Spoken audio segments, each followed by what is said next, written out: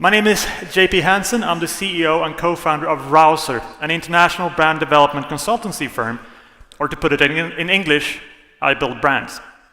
I'm also a marketer and a lawyer, but above all else, I'm a brand strategist. And as a consultant who works client side, in other words, on your side, I'm only really interested in what's best for the brands, and so my self-interest coincides with that of the brand. If the brand does well, I do well. If it doesn't, I don't. Now, while this may sound obvious, it's not necessarily the case for people working agency side. Their end goal is to sell whatever tactical solution they're selling. They don't really care what's best for the brand. And so when agency people predict the future of marketing, their predictions are rooted in self-interest. Now, while the solution they're selling may sound trendy and techy and, I don't know, growth hacky, the end goal for brands isn't to chase the next new shiny thing. The end goal for brands, I would argue, isn't even to be great at marketing. The end goal for brands is to be great at business because of great marketing. So, how do we separate fact from fiction and identify what kind of marketing makes us great at business? Well, firstly, by dropping our self-interest, but secondly, to doing something really important, by calling bullshit when you see it. And as we shall see, that will also reveal what the future marketing is and isn't. So, I like to start with my favorite marketing joke. You ready? How many marketers does it take to screw in a light bulb? Answer? Millennials. Because the answer to every single question in marketing right now is millennials, apparently. And so when we ask Google if millennials are the future of marketing, you can rest assured that some people will say that, yeah, they are. But as a targeted customer segment, they are not, because you see, millennials are not a segment. And I'm sorry, if you think that they are, you don't know what segmentation is. Clearly, millennials as a generational group exists, but within that group are people aged 17 to 37 from all over the planet. Everything from kids barely out of high school to adults with mortgages and children and careers. Clearly, that they should all want similar things or think in similar ways is bullshit. And so millennials are not the future of marketing. Okay, what is it then? Well, apparently it's going to be things like virtual reality, artificial intelligence, and of course, digital marketing. Now, virtual reality, actually we had it in the 1930s. It disappeared, it came back in the 60s, it disappeared, came back again in the 90s, yeah, it disappeared, and now it's here to disappear again. It's not the future of marketing, it comes and goes every 30 years, it's basically tuberculosis. Now, artificial intelligence, as we've seen here today, is indeed interesting. But I see a common flaw in proponents who claim that it's going to change the world of marketing fundamentally and just about any minute now. And that is that nobody seems to know what the term actually means. Every AI expert I've spoken to, including people here today, agrees that artificial intelligence is a brand name. It's an aspirational term reflecting a goal. In other words, it's not even really a thing. So it's no surprise again that people say that it's the future of marketing. Me, I doubt it. Computers are great at crunching numbers, but as we shall see, the future of marketing is in creating them. Individual creativity will always trump data when everyone has access to the same types of data. So that leaves us with digital marketing. Now, unfortunately, when it comes to bullshit in marketing, digital is the undisputed heavyweight champion of the world. Let me make this clear. If you're paying someone to do digital marketing for you, it's essential that you analyze what you're getting for your money. It's often a lot less than you think, and that's not great for business. So, the greatest supposed strengths of digital marketing are targeting and measurement, right? Well, we know that digital marketers are obsessed with millennials, and therefore they don't understand segmentation, and targeting goes out the window. So that leaves us with digital measurement. When American broadcaster ESPN had the rights to the Football World Cup in 2014, they had the rights both on digital and TV. And they claimed they had a massive 115 million people watching it on digital, as compared to measly 4.6 million watching it on TV. TV is dead, digital marketers said. Clearly, the future of marketing is in digital video. But you see, they were comparing traditional apples to digital oranges. TV is measured in something called average minute audience. So how many people are viewing on average during 1 minute? It's sometimes more, it's sometimes less, but on average. Digital, meanwhile, is measured in something called a digital view. A digital view is 3 seconds. Once you've seen those 3 seconds, you've seen the entire thing, according to digital marketers. That means that if you saw 3 seconds of Cristiano Ronaldo's shaven legs galloping down the pitch, you were in the audience for the entire tournament. When Nielsen data went out and recalculated the 115 million digital views into average minute audience, the 115 million became 300,000. It's not nearly as impressive, is it? And to make matters worse, when it comes to digital marketing, the answer to an identical question is often different depending on who you ask.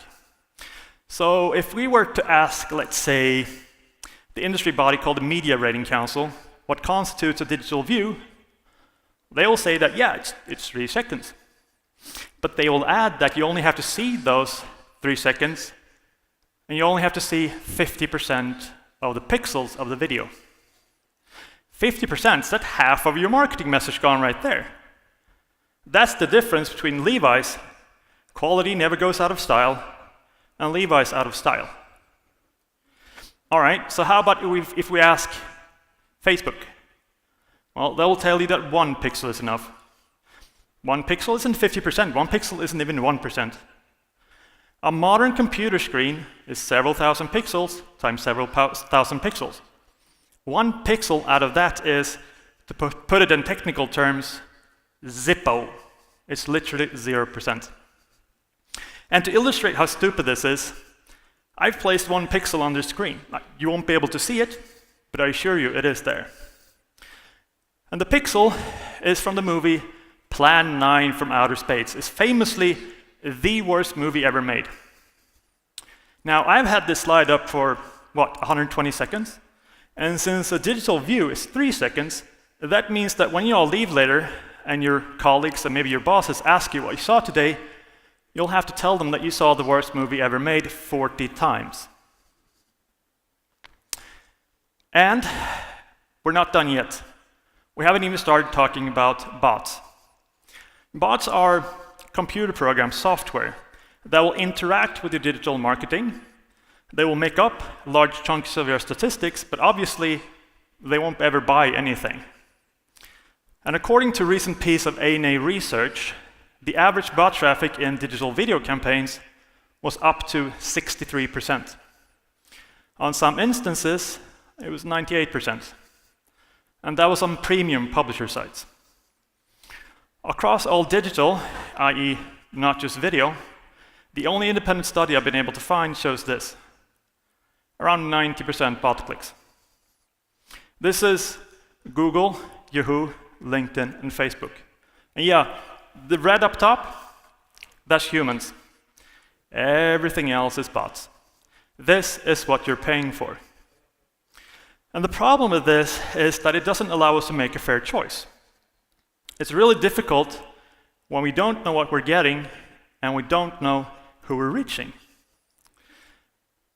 And when brands make marketing investment choices, they look at things like CPM, so the cost of reaching 1,000 people. We all know that the C varies, but as ESPN and the Media Rating Council and Facebook in our brief bot analysis show us, what we mean by M varies many times more. 1,000 average minute audience is not the same thing as 1,000 digital views. Now, when you point this out to digital marketers, they tend to go, yeah.